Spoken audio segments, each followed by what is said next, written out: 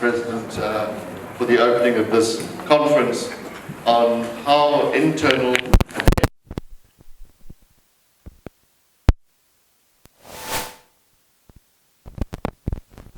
This is part of a several process series of meetings, the first of which happened in Zambia at the end of March, when we focused our activities on what was then the immediate events of the impact of Afghanistan on the way in which external powers went about their business in terms of providing external assistance.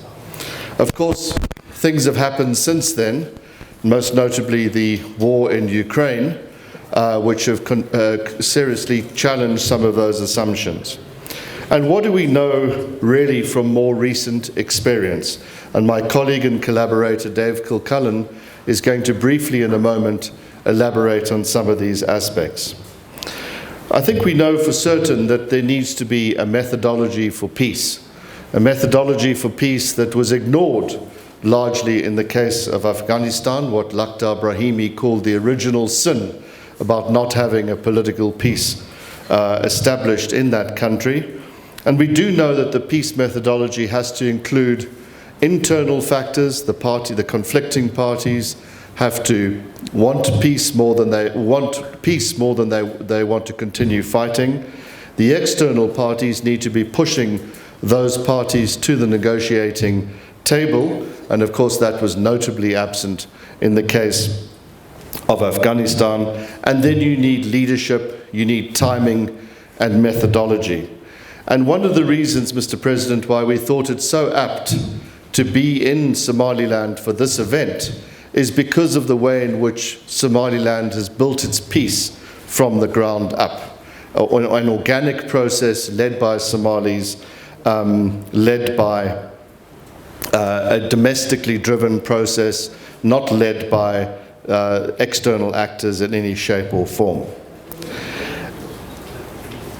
I do think the second aspect that we stressed at the event in Zambia, and that will no doubt again surface over the course of today and tomorrow's conversations, is this issue of local ownership.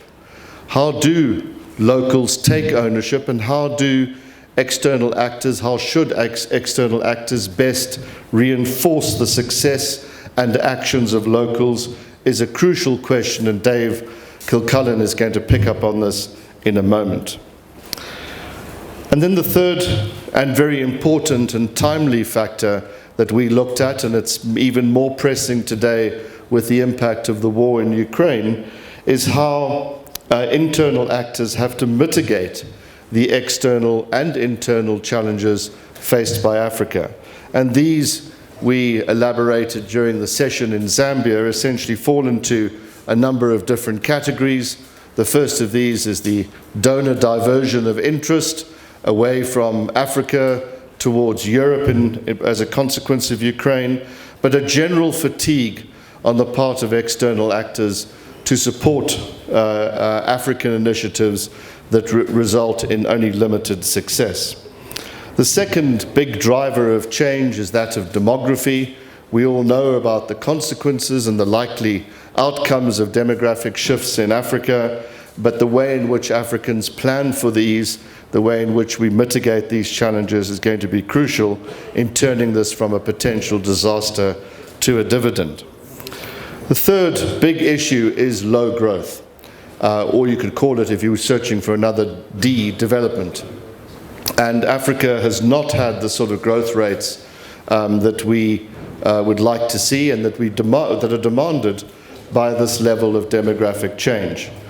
Day before yesterday, Mr. President, we went down to the port of Berbera and saw the tremendous changes that have happened in Berbera over the last several years. Incredible changes in converting or changing that port through private ownership or private concessioning from a 100,000 a year container port to a 500,000 a year container port, and then ultimately in 4 years' time to a 2 million a year container port. And the arterial road that links Berbera, of course, with Hargeisa is a key part of that as well.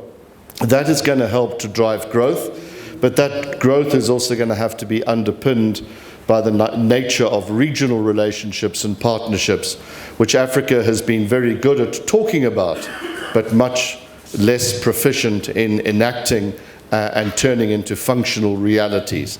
And I look at some of my colleagues in Southern Africa and some of the challenges we have in the difference between summits and actual events and improvements on the ground, which continue to bedevil our policy initiatives.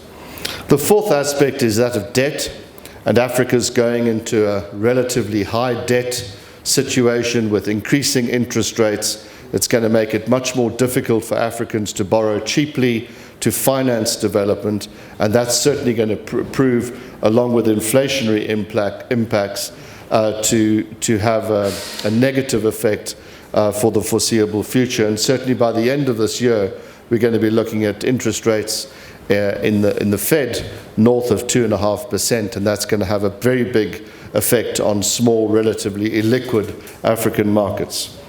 Another is climate change. I was speaking to your the Secretary General of your Department of Foreign Affairs a moment ago outside, and we were talking to your Deputy Foreign Minister about the concerns about yet another drought. I know you had rains last night here, but this is now an increasing reality, which, compounded by high levels of or high rates of demographic change, is something that Africa is going to have to manage better than hitherto. And then the last big challenge that we need to talk about, and which Somaliland has been a standout exception in this regard, is the relative democratic recession that we have across the continent. The number of democracies have reduced, democratic conditions have tightened in many instances, and the way in which outside actors support those democracies is a matter of some concern. I'm looking at my friend and colleague Bobby Wine, who has that great line, "Don't fund our oppressor." If you're going to do anything to help us, just don't fund conditions that effectively tighten the democratic space rather than do anything at all.